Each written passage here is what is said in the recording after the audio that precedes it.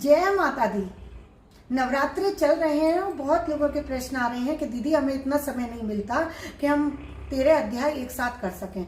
तो सप्तशती का पाठ क्या हम ऐसे कर सकते हैं कि आज एक अध्याय कर लिया, कल 2 कर लिए, परसों 3 कर लिए?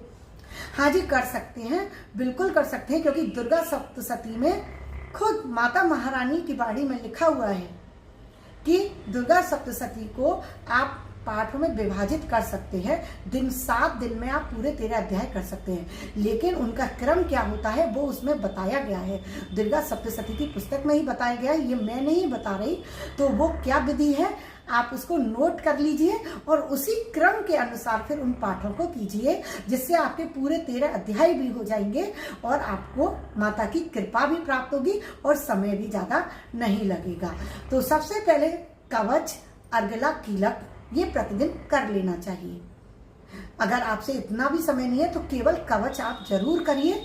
कवच और अर्गला भी कर लीजिए, क्योंकि अर्गला में माता की प्रशंसा की गई है, स्तुति की गई है। कवच हमारी रक्षा करता है और अर्गला में माता की स्तुति की गई है। तो कवच अर्गला कर लीजिए। उसके बाद फिर पाठ की क्या विधि रहेगी वो मैं आपको बताती हूँ। प्रथम दिन हमें करना चाहिए पहला अध्याय। नोट कर लीजिए, धीरे धीरे बताऊंगी। पहले दिन यानी कि पड़वा वाले दिन हमें करना चाहिए पहला अध्याय। दूसरे दिन किया जाता है द्वितीया को दूसरा और तीसरा अध्याय। उस दिन 2 अध्याय करे जाते हैं, 2nd नंबर का और 3rd नंबर का। अब तीसरा दिन आ जाता है तृतीया। तृतीया को किया जाता है चतुर्थ अध्याय यानी कि चौथा अध्याय। अब चौथा दिन आ गया, चौथे दिन किए जाते हैं 4 अध्याय। 5वां अध्याय, 6वां अध्याय, 7वां अध्याय और 8वां अध्याय। फिर से बताती हूँ, चतुर्थी वाले दिन 4 अध्याय किए जाते हैं, 5वां, 6वां, 7वां और 8वां अध्याय। 5वें दिन किया जाता है 9वां और 10वां अध्याय। 5वें दिन 9वां और 10वां अध्याय किया जाता है। 6वें दिन किया जाता है 11वां अध्याय और 7वें दिन किया जाता है 12वां अध्याय और 13वां अध्याय। इस प्रकार से 13 अध्याय पूर्ण हो जाते हैं। उसके बाद आप कहेंगे कि हमारा अष्टमी का दिन और नवमी का दिन बचा।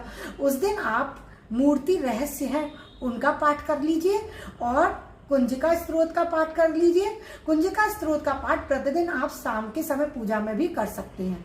आप सुबह के समय ये वाले पाठ कर लीजिए इस प्रधान से। कुंजिका स्तोत्र का जैसे कि मैंने बताया है बहुत ही महिमा है। आप कोई भी पूजा नहीं कर पा रहे हैं और सिद्ध कुंजिका स्तोत्र का पाठ करते हैं तो माता आपसे बहुत प्रसन्न होती है। तो सिद्ध कुंजिका स्तोत्र का पाठ तो आप प्रतिदिन शाम की पूजा में भी करना चाहें तो कर सकते हैं। और उसके बाद जब आपके 7 दिन के पाठ पूरे हो जाए तो अष्टमी और नवमी को भी आप कर सकते हैं और इसको आप कंटिन्यू भी रख सकते हैं। आप कंटिन्यू रखेंगे ना हमेशा तो आप देखेंगे आपके जीवन में खुशियों के भंडार भर जाएंगे। और आप प्रतिदिन ना कर सकें तो आपको दिन बता रही हूँ। अष्टमी का दिन, महीने में जो अष्टमी आती है कृष्ण पक्ष की और शुक्ल पक्ष की, अष्टमी और नवमी और चतुर्थी और पूर्णिमा, इनको 4 दिन आप जरूर कीजिए इनका पाठ। आपके जीवन में खुशियां ही खुशियां आएंगी। आपकी जो भी समस्याएं हैं ना वो सारी माता रानी दूर कर देंगी। कुछ नहीं होता ज्योतिषों के पास चक्कर लगाने से, महंगी महंगी फीस देने से। उनके बताए हुए इतने महंगे महंगे टोटके उपाय करो, उनसे कुछ नहीं होता। अपने जो दादी नानी वगैरह के जो बताए हुए जो पुराने उपाय चले आ रहे हैं ना, जो पुराने पुरोहित लोगों ने जो बताए हैं, पुराने जो शास्त्री थे, उनको धन का लालच नहीं होता था।